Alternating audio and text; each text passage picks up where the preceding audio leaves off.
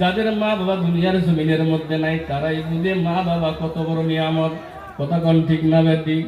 দুনিয়ার জমিনের মধ্যে যত ভালোবাসা আছে সকল ভালোবাসার মধ্যে স্বার্থ আছে, আছে না নাই? স্বার্থ ছাড়া দুনিয়ার বুকে কেউ ভালোবাসে না, এমন আছে না নাই গো? স্বার্থ ছাড়া দুনিয়ার বুকে কেউ ভালোবাসে না। দুনিয়ার জমিনের মধ্যে স্বার্থ ছাড়া ভালোবাসে একমাত্র দুনিয়ার মধ্যে হলো মা এবং বাবা। এ বন্ধু, সেই মা বাবাকে দুনিয়ার বুকে আমরা চিনতে পারলাম না। মাঝে মাঝে আল্লাহর নবী সাল্লাল্লাহু আলহামদুলিল্লাহ আলহামদুলিল্লাহ নাহমাদুহু ওয়া নাস্তাঈনুহু ওয়া নাস্তাগফিরুহু ونؤمن به ونتوكل عليه ونعوذ بالله من شرور أنفسنا ومن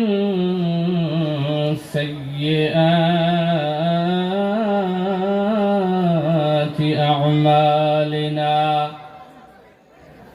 من يهده الله فلا مضل له ومن يضلله فلا هادي له ونشهد أن لا إله إلا الله وحده لا شريك له ونشهد أن محمدًا عبده ورسوله الذي أرسله بالحق بشيرا ونذيرا وداعيا إلى الله بإذنه وسراجا منيرا فقد قال الله تعالى في كلامه المجيد والفرقانه الحميد أعوذ بالله من الشيطان الرجيم بسم الله الرحمن الرحيم وبشر الذين آمنوا وعملوا الصالحات أن لهم جنات تجري من تحتها الأنهار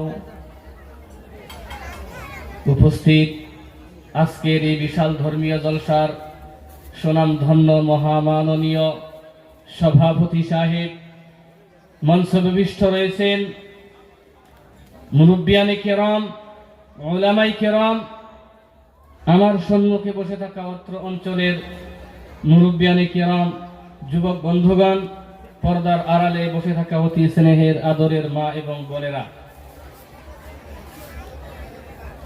আমি আপনাদের সম্মুখে আলোচনা করার জন্য,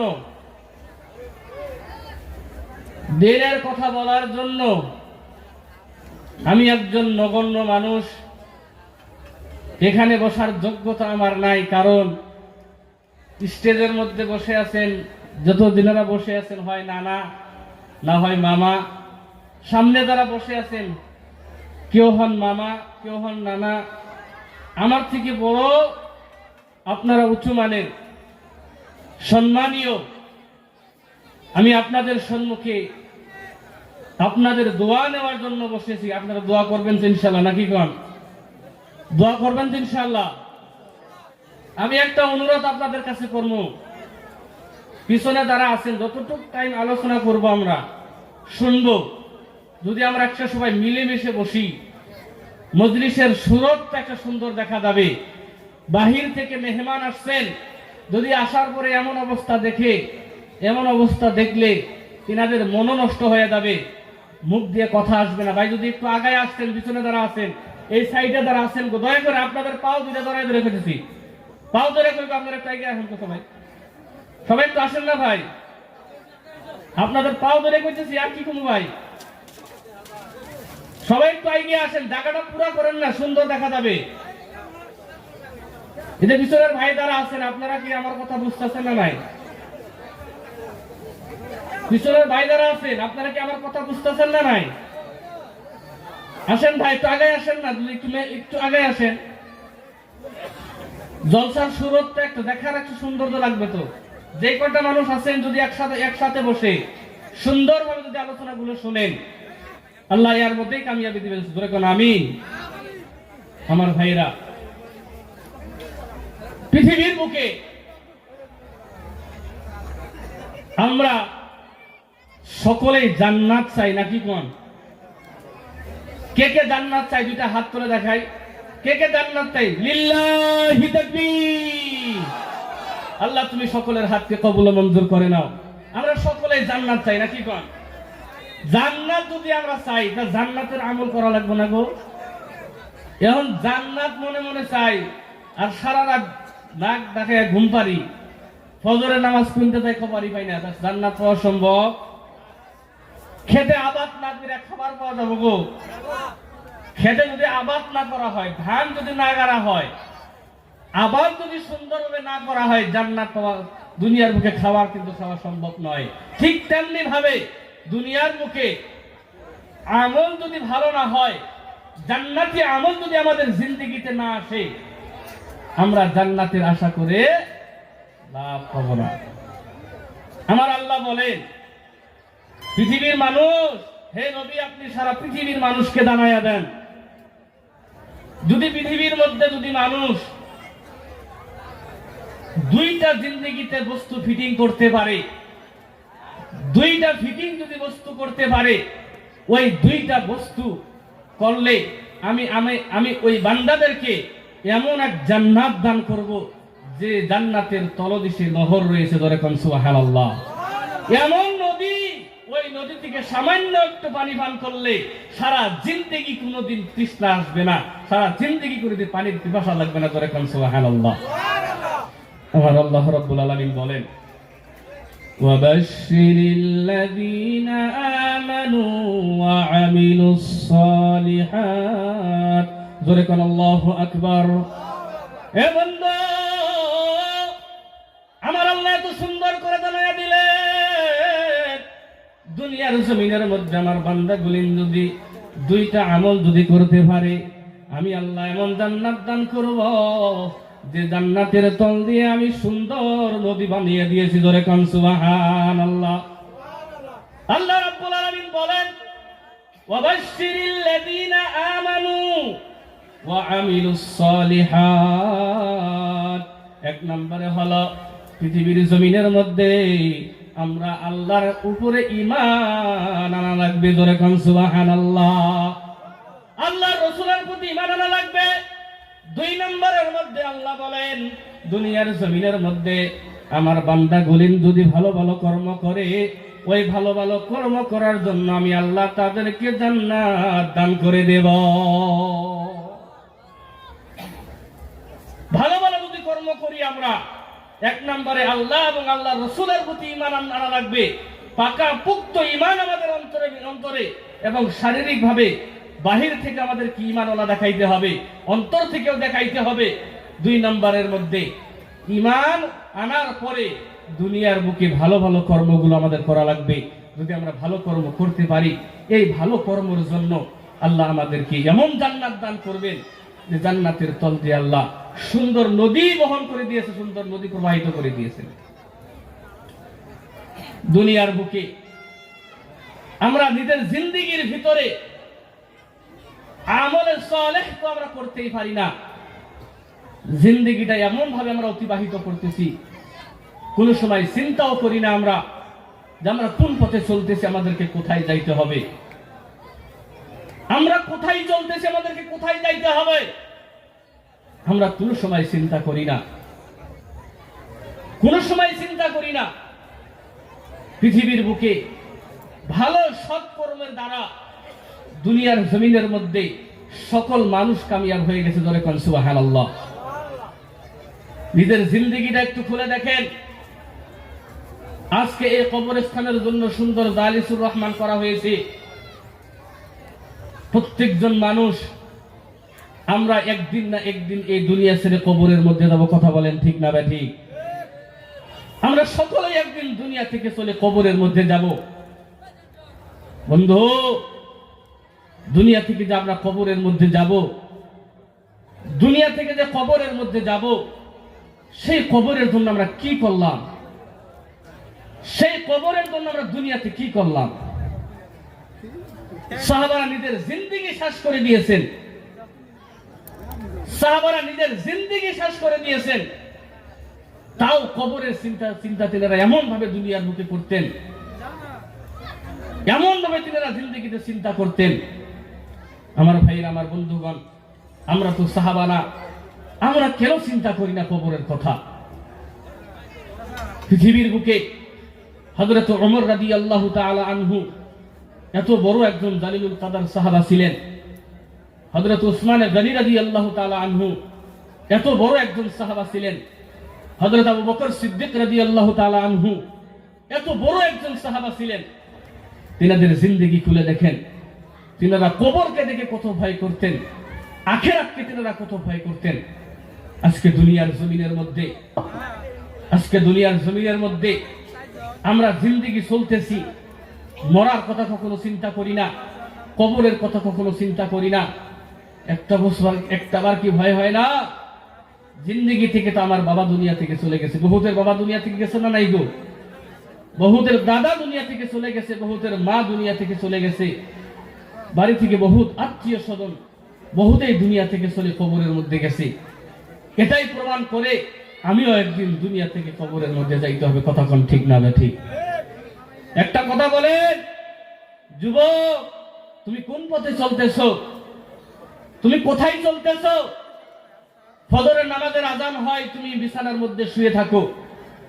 জোহরের আজান হয়, তুমি বিভিন্ন জায়গাতে আড্ডা দাও। আসর মাগরিবে বাজারের মধ্যে থাকো।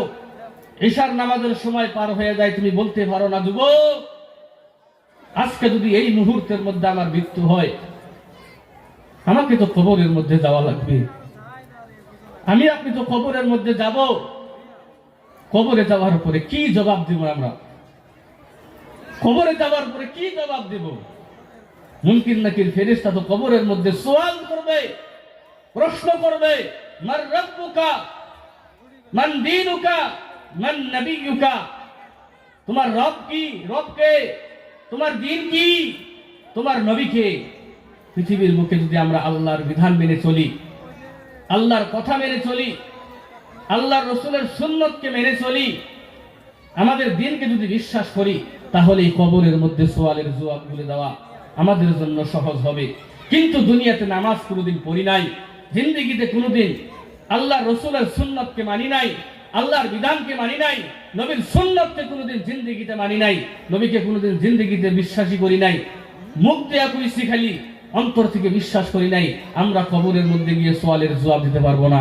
কথা বলেন ঠিক না ঠিক? তাহলে আমাদের কবরের চিন্তা করা দরকার আছে না নাই? আমরা সকলেই করবো তো দুইটা হাত তুলে দেখাই, দুইটা হাত তুলে দেখাই, লিল্লাহি তাকবীর। আমার ভাইরা, আমার বন্ধুগণ, আলোচনা করতেছিলাম 2 নম্বরের মধ্যে আল্লাহ যে বললেন আমলে সালেহ করো। আমলে সালেহের দ্বারা নিজের জিন্দেগিকে পরিবর্তন করা যায়, জান্নাতও পাওয়া যায়। আর জান্নাতের মধ্যে এত নিয়ামত আল্লাহ দান করবেন এই আমলে সালেহের দ্বারা। ভালো কর্ম করলে, সৎ কর্ম করলে জিন্দেগিতে কোনো জায়গাতে আপনাকে বাধা প্রদান কেউ করতে পারবে না। যে জায়গাতে বাধা আসবে ওই জায়গাতেই আপনাকে আল্লাহ ওই জায়গা থেকে তুলে এনে ওই আপনার বিপদ থেকে উদ্ধার করবে। জোরে কোন সুবহানাল্লাহ। আমার ভাইরা, আমার বন্ধুগণ, পৃথিবীর জমিনে আমলে সালেহ করলে কেমন করে দুনিয়ার জমিনের মধ্যে উদ্ধার হওয়া যায়, গভীর মনোযোগ দিয়ে শোনেন।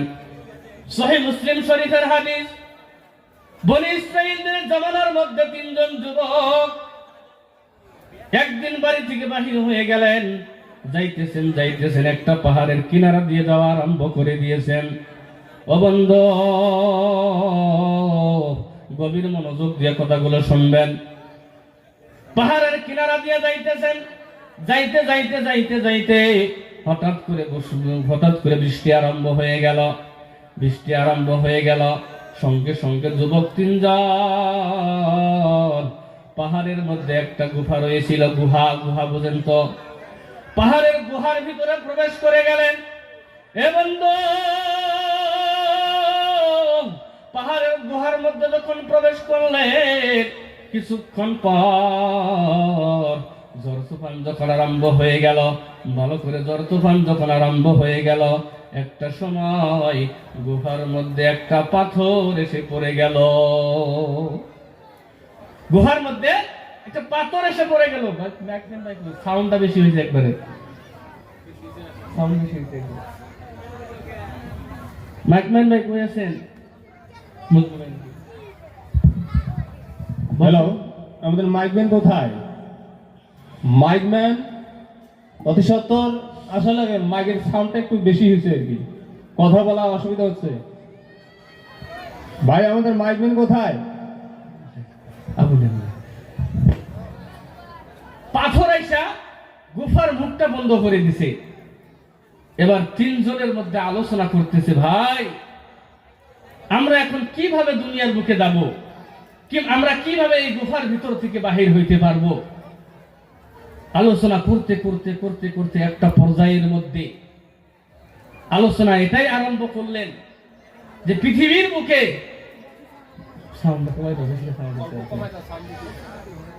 বুকে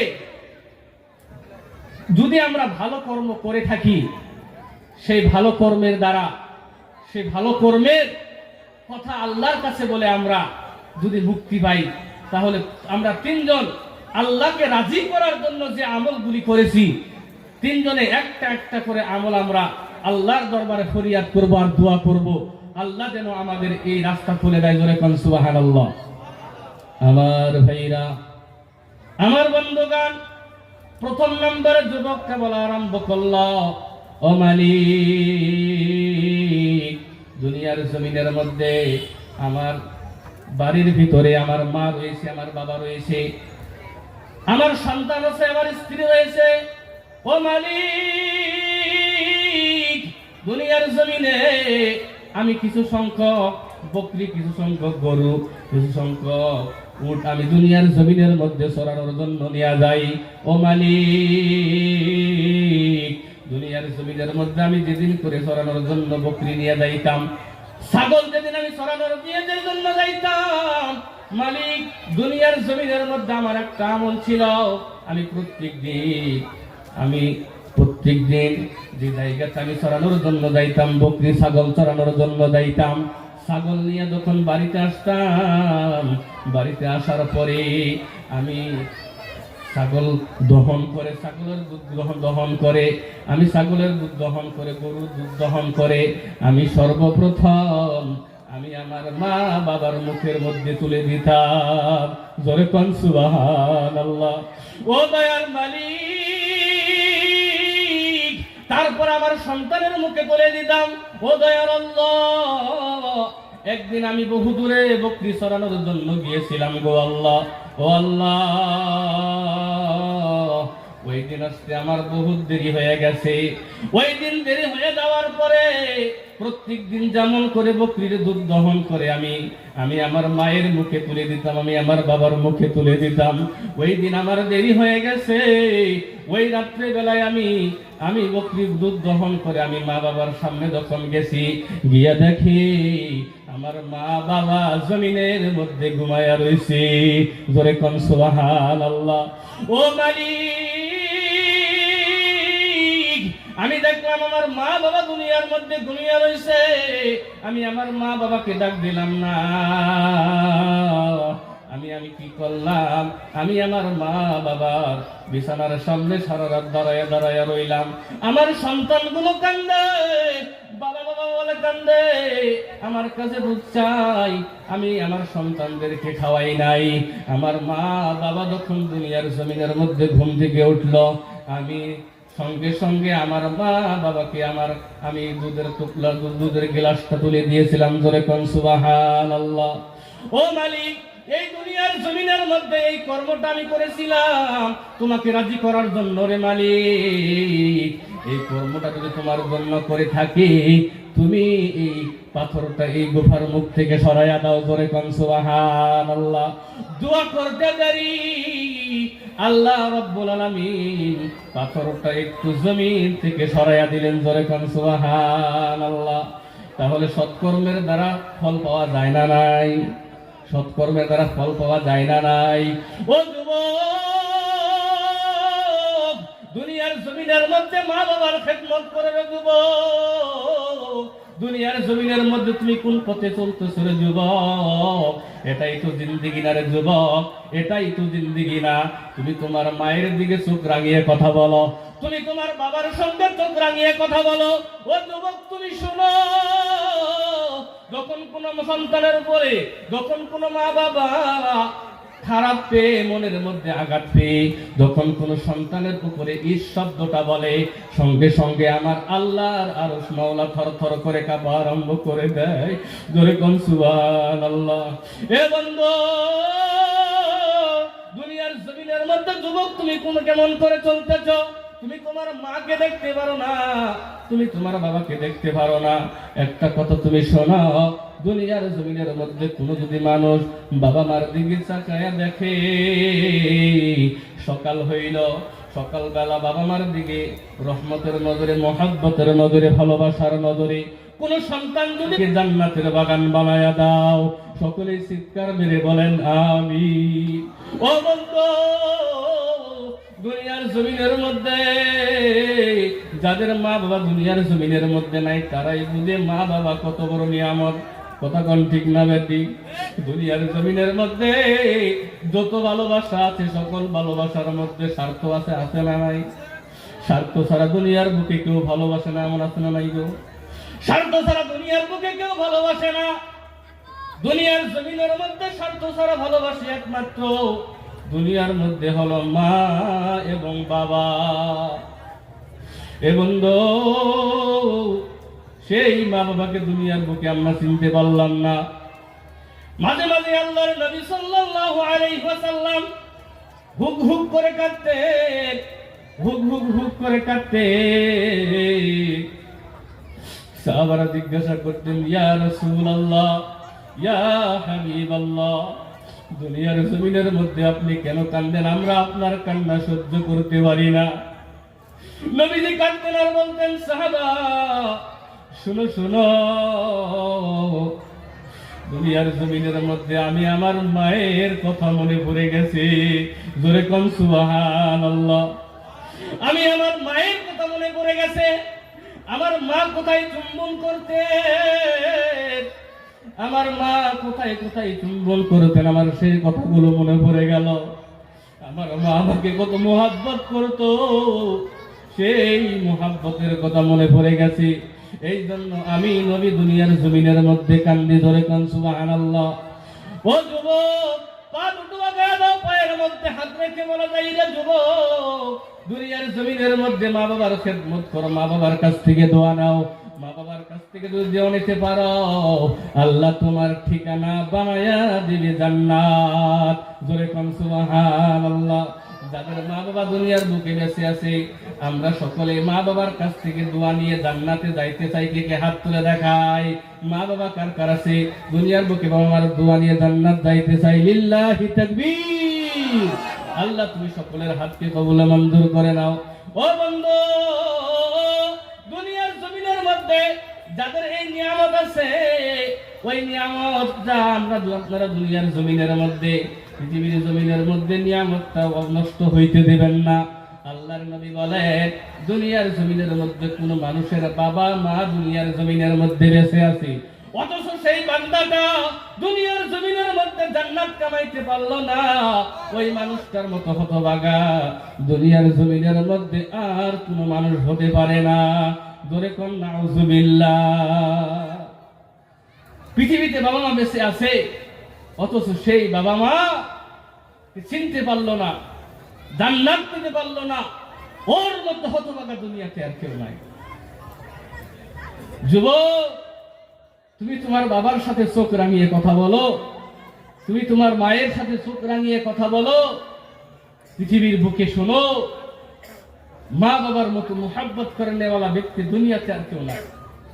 সারা পৃথিবীর মুহাব্বত যদি এক জায়গার মধ্যে করা হয়, সারা পৃথিবীর ভালোবাসা যদি এক জায়গার মধ্যে করা হয়, সারা পৃথিবীর মুহাব্বত এক জায়গায় করলে, মা বাবার মুহাব্বত যদি এক জায়গার মধ্যে করা হয়, মা বাবার মুহাব্বতের চেয়ে মুহাব্বত পৃথিবীর মধ্যে, সারা পৃথিবীর মুহাব্বত তুচ্ছ হয়ে যাবে মা বাবার মুহাব্বতের কাছে। ধরে কোন সুবহানাল্লাহ। পৃথিবীর বুকে এমন এক নিয়ামত, যুবক যারা তাদের বাবা মা বেঁচে আছে, যাদের নাই, আপনারা সকলেই জানেন। পৃথিবীর মধ্যে আমরা যেদিন বাড়ি থেকে কোনো এক জায়গায় চলে গিয়েছি, বহু দূরে চলে গিয়েছি, রাত্রে বাড়ি ফিরবো, বাড়িতে এসে দেখছি কিন্তু দুনিয়ার জমিনের মধ্যে, বাড়িতে এসে দেখছি আমরা যত রাতই হোক না কেন, বাড়িতে আসার সাথে সাথে দেখছি আমরা আমাদের মা দুনিয়ার জমিনের মধ্যে আমাদের জন্য দরজা খুলে দিয়েছে। জোরে কোন সুবহানাল্লাহ। ভাই মহতারাম, দোস্ত বুজুর্গ, এটা মায়ের মুহাব্বত, এটা বাবার মুহাব্বত। দুনিয়াটা একদিকে চলে যাবে, দুনিয়া একদিকে চলে যাবে যদি আপনার উপরে আপনার মায়ের দোয়া থাকে, যদি আপনার উপরে আপনার বাবার দোয়া থাকে। পৃথিবীর সকল মানুষ যদি একদিকে চলে যায়, আপনি যদি একাই একদিকে থাকেন, আপনার বাবা মার দোয়ায় আল্লাহ আপনাকে ওই বিপদ থেকে উদ্ধার করে এনে। ধরে কোন সুবহানাল্লাহ। সুবহানাল্লাহ ওয়ালহামদুলিল্লাহ ওয়ালা ইলাহা ইল্লাল্লাহ। সুবহানাল্লাহ ওয়ালহামদুলিল্লাহ ওয়ালা ইলাহা, জোরে লা ইলাহা, জোরে লা ইলাহা, জোরে লা ইলাহা, লা ইলাহা ইল্লাল্লাহু মুহাম্মাদুর রাসূলুল্লাহ। জোরে বলেন সাল্লাল্লাহু আলাইহি ওয়াসাল্লাম। ভাই মুহতারাম, দোস্ত বুজুর্গ, তারপরে 2 নম্বরের মধ্যে যুবক একটা ছেলে দাঁড়িয়ে থেকে আল্লাহর কাছে দোয়া করে আর বলে, মালিক, দুনিয়ার জমিনের মধ্যে আমি একটা তোমার জন্য কর্ম করেছিলাম, একটা কর্ম আমি তোমার জন্য করেছিলাম মালিক। দুনিয়ার জমিনের মধ্যে আমার একজন চাচাতো বোন ছিল, ও মালিক, ওই চাচাতো বোনের সঙ্গে আমি খারাপ কাম করার জন্য বারবার তাকে তাকিদ করতেছিলাম, আমাকে বারবার নিষেধ করতেছিল।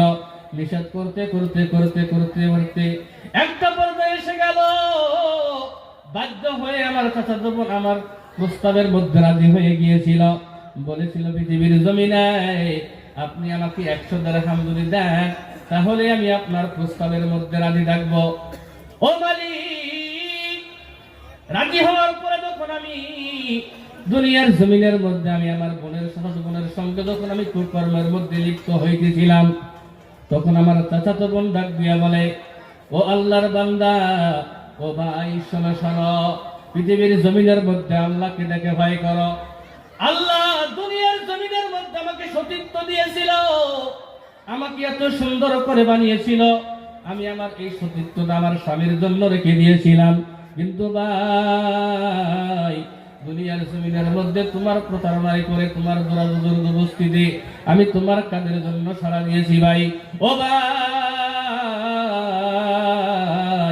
দয়া করে তুমি আল্লাহকে স্মরণ করো। জোরে কোন সুবহানাল্লাহ। যুবক ডাক দিয়ে বলে, মালিক,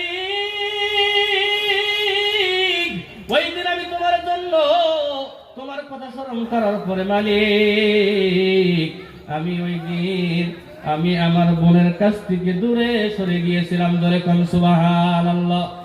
ও মালিক, দুনিয়ার জমিনের মধ্যে যদি আমার কোনো আশা থাকতো, দুনিয়ার জমিনের মধ্যে যদি আমার কোনো খাহিশ থাকতো, আল্লাহ যদি তোমাকে ভয় না করতাম, তাহলে আমি ওই জায়গার মধ্যে ওই মেয়ে আমার মনের সঙ্গে আমি খারাপ কাম করতাম।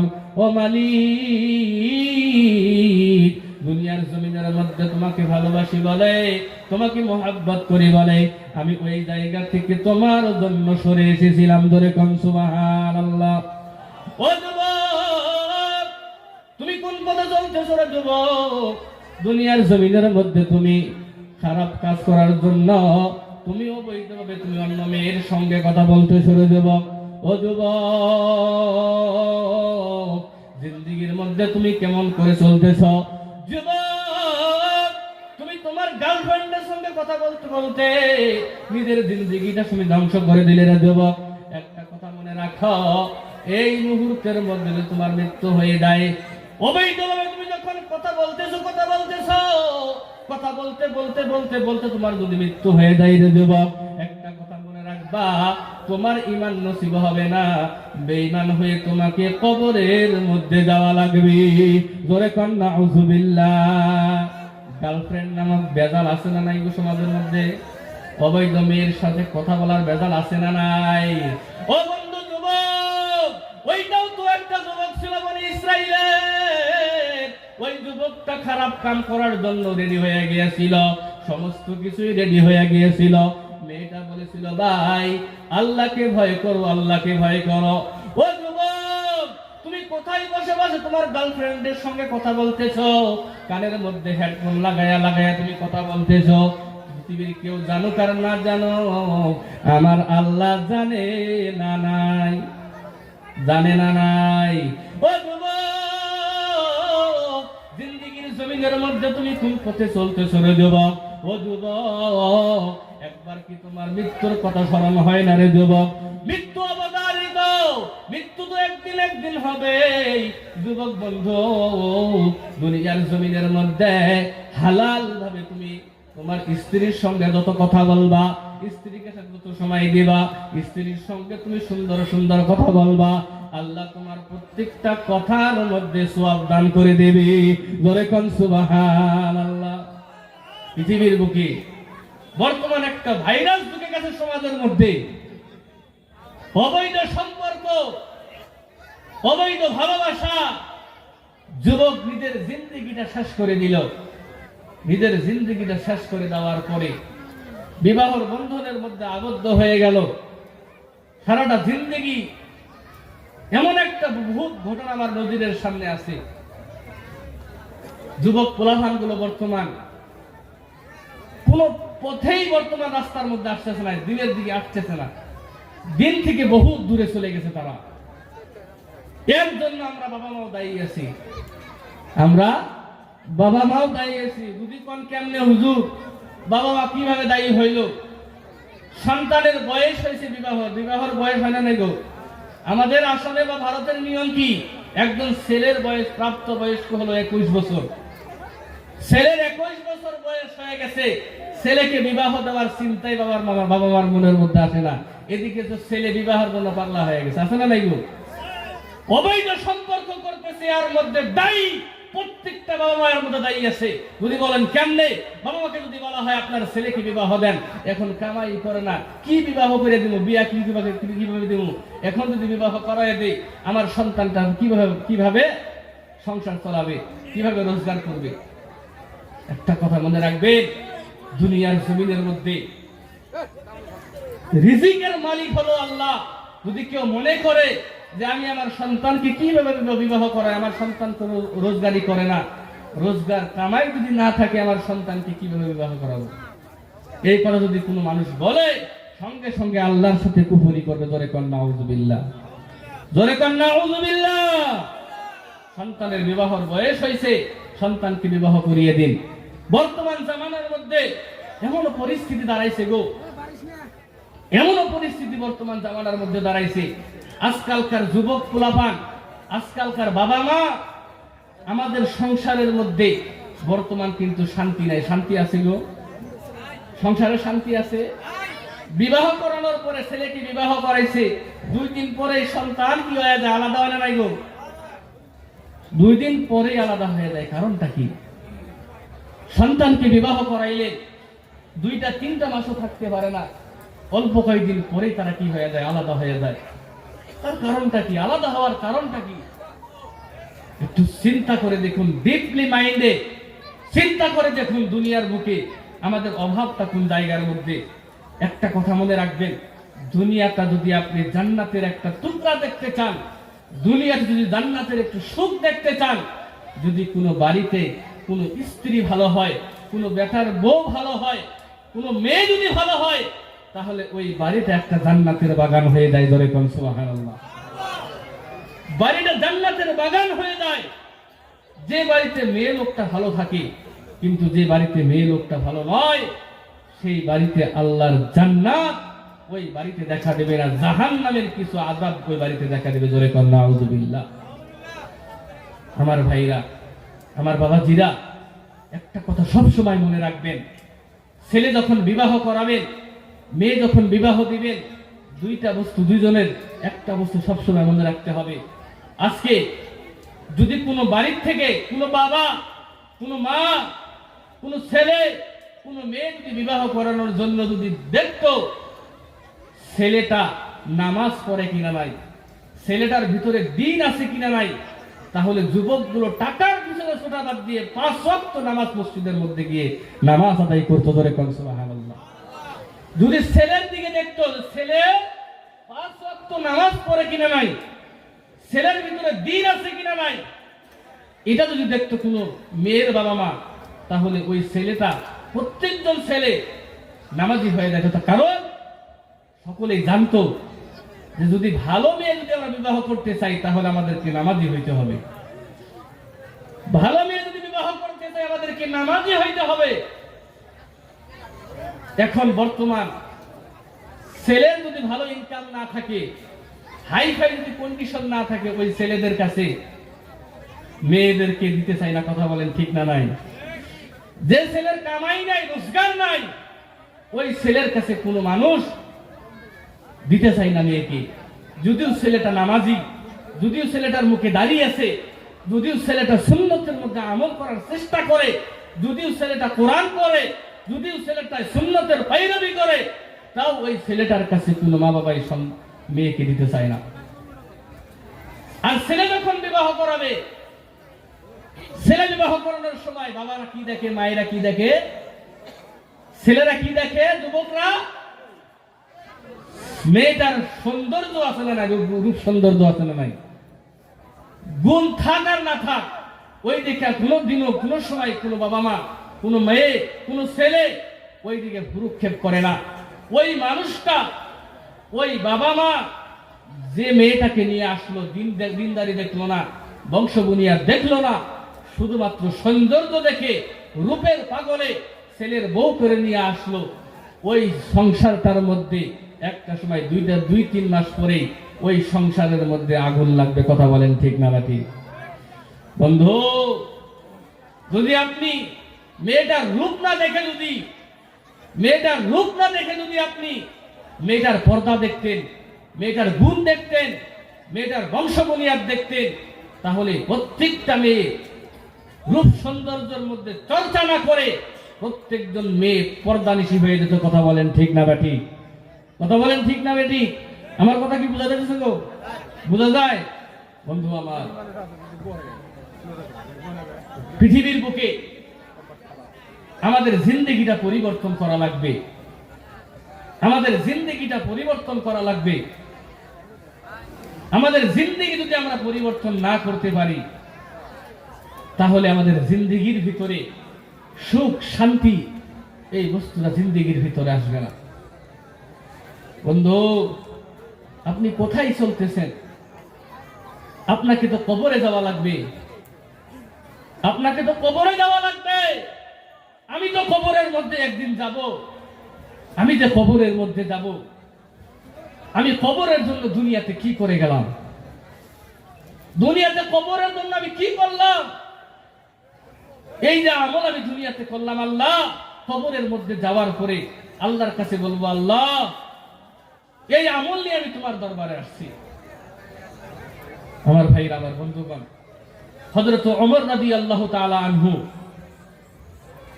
এত বড় একজন সাহাবা ছিলেন, দুনিয়াতে জান্নাতের সার্টিফিকেট পেয়েছিলেন। জান্নাতের সার্টিফিকেট পাওয়া সত্ত্বেও হযরত ওমর রাদিয়াল্লাহু তাআলা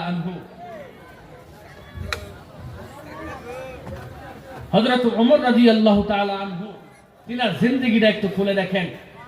হযরত ওমর যখন খলিফা হইলেন, গভীর মনোযোগ দিয়ে ঘটনাটা শুনেন।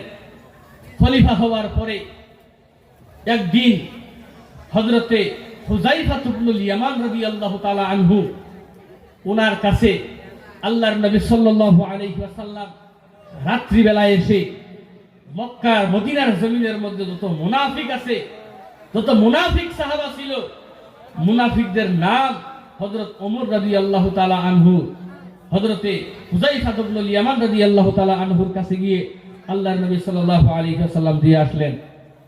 আমার ভাইরা, আমার বন্ধুগণ, হুযায়ফা ইবনুল ইয়ামান রাদিয়াল্লাহু তাআলা আনহুর কাছে হযরত ওমর রাদিয়াল্লাহু তাআলা আনহু গিয়ে বলতেছেন, ও হুযায়ফা, ও ভাই বলো বলো, দুনিয়ার জমিনের মধ্যে আল্লাহর নবী তোমার কাছে যে মুনাফিকদের লিস্ট দিয়েছিল, তুমি দয়া করে একটু বলো না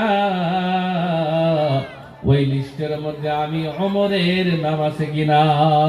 জোরে কোন সুবহানাল্লাহ। ও বন্ধু,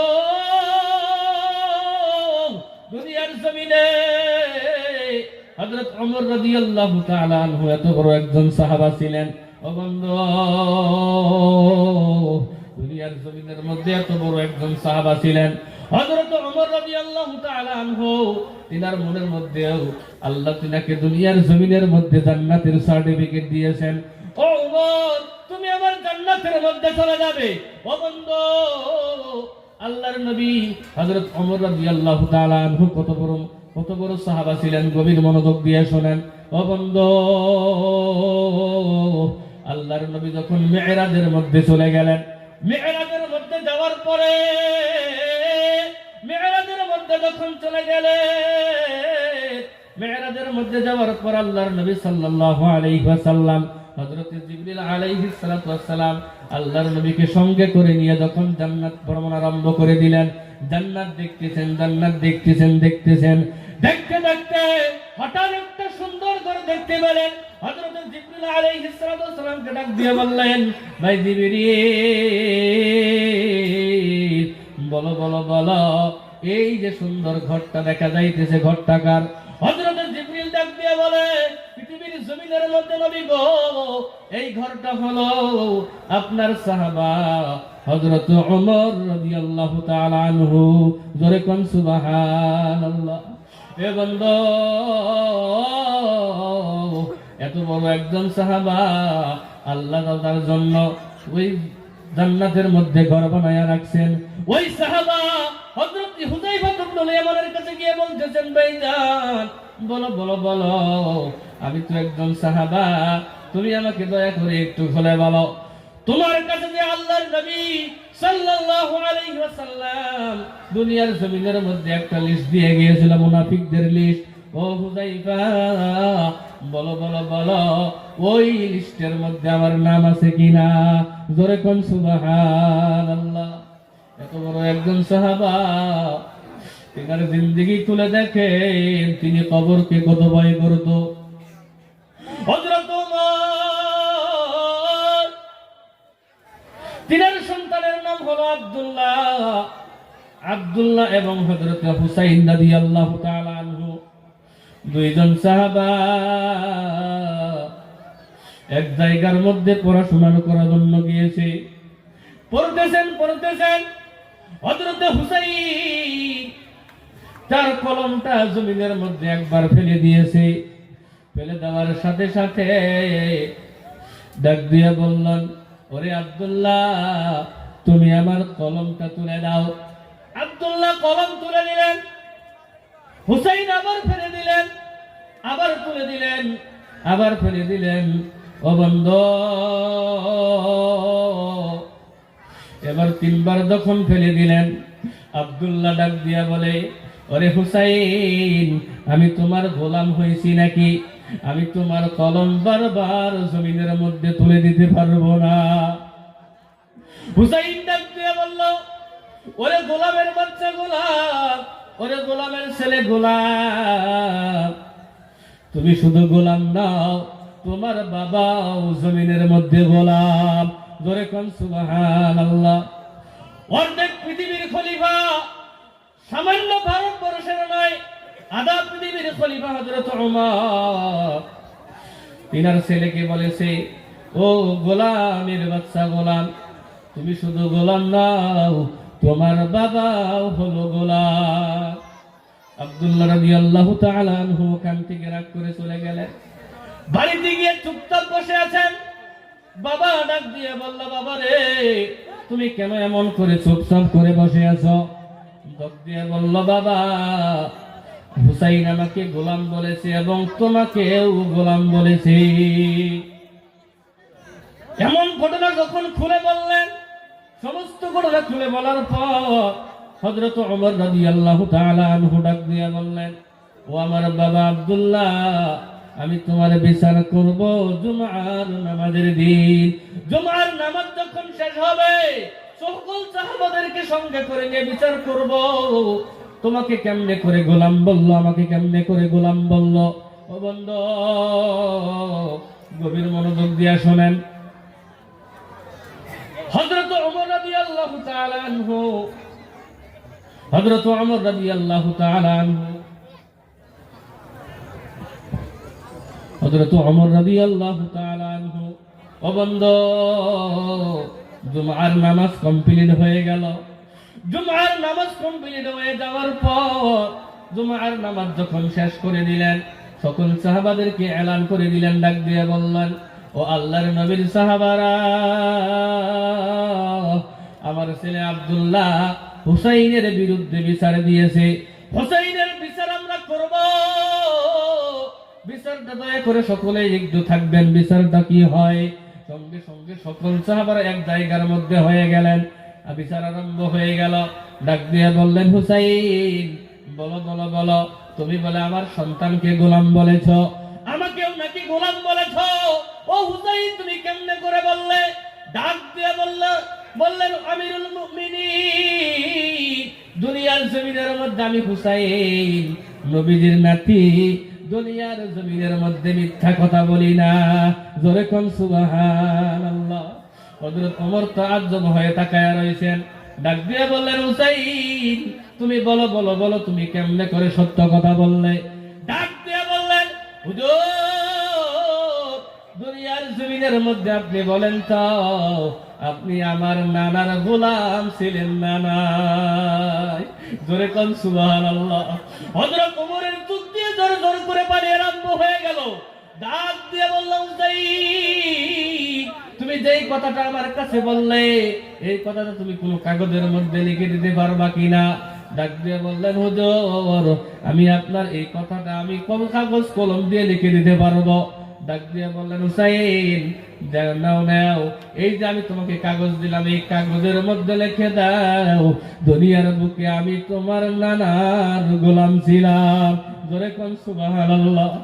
অঝর নয়নে কাঁদতেছে, কাঁদতে কাঁদতে কাঁদতে যখন লিখে দিলেন রে বন্ধ, দেওয়ার সঙ্গে সঙ্গে সাহাবাদেরকে ডাক দিয়ে বললেন, ও আমার সাহাবারা, যাও যাও যাও, আমার বিচার আমি পেয়ে গেছি, আমার বিচার হয়ে গেছে, দুনিয়ার জমিনের মধ্যে আমার আর বিচার করা লাগবে না। এমন কথা বলার সঙ্গে সঙ্গে সকল সাহাবারাই তাআজ্জব হয়ে গেলেন। ডাক দিয়ে বললেন, আমিরুল মুমিনিন, আমরা তো বিচারের কিছুই বুঝলাম না, বিচার কেমনে হয়ে গেল? ডাক দিয়ে বললেন, সাহাবারা তোমরা শোনো, আমি যেদিন দুনিয়ার জমিন ছেড়ে বিদায় হয়ে কবরের মধ্যে যাব, ও সাহাবারা তোমরা শুনে নাও, এই যে হুসাইন যে শব্দটা লিখে দিয়েছে, কাগজটা লিখে দিয়েছে, এই কাগজটা আমি যেদিন দুনিয়ার জমিন ছেড়ে বিদায় হয়ে কবরে যাব, ওই দিন তোমরা আমার কাপড়ের ভিতরে এই কাগজটা দয়া করে একটু দিয়া দিও, আমাকে এই কাগজটা সহকারে দাফন করে দিও। কিয়ামতের ময়দানে আমার আল্লাহ যখন জিজ্ঞাসা করবে, আরে ওমর দাও দাও দাও তোমার জিন্দেগীর আমল দাও, জিন্দেগীর আমল যদি আল্লাহর কাছে একটাও কবুল না হয়, আমি ওমরের অবস্থা কিয়ামতের ময়দানে কি হবে? আমি আল্লাহর কাছে বলবো, মালিক ও আমার দয়ার আল্লাহ, দুনিয়ার জমিনের মধ্যে আমার কোনো আমল তোমার কবুল হয় নাই। ও মালিক, দুনিয়ার জমিনের মধ্যে আমার কোনো আমল তোমার দরবারে কবুল হয় নাই রে আল্লাহ। ও আল্লাহ, এই যে দুনিয়ার জমিনের মধ্যে হুসাইন লিখে দিয়েছে, দুনিয়ার মধ্যে আমি তোমার নবীজির গোলাম ছিলাম। ও আল্লাহ, তোমার নবীজির গোলাম বলে আল্লাহ তুমি আমাকে মাফ করে দাও। জোরে কোন সুবহানাল্লাহ। নবীজির গোলাম বলে আমাকে মাফ করে দাও আল্লাহ। এই কথা বলে আমার বক্তব্য যদি কোনো ভুল ত্রুটি, ভাষার মধ্যে যদি কোনো ভুল ত্রুটি হয়ে থাকে, নিজের ভাই, নিজের ভাতিজা হিসাবে, নিজের ভাতিজা, নিজের আপন মোড়কে মনে করে আমাকে ক্ষমা করবেন এবং আমার জন্য দোয়া করবেন। আল্লাহ যেন আমাকে কবুল করেন এবং মৃত্যুর আগ পর্যন্ত যেন আল্লাহ ইমানের সহিত আল্লাহ মৃত্যু দান করে, কলেমা পড়তে পড়তে যেন আল্লাহ আমার মৃত্যু দান করেন। এবং সাথে আমার আব্বাজান স্টেজে আছেন, ওনার জন্য দোয়া করেন, আল্লাহ যেন ওনাকে কবুল করেন। এবং আমি আপনাদের জন্য দোয়া করতেছি, আল্লাহ যেন আপনাদেরকেও কবুল করেন এবং মৃত্যু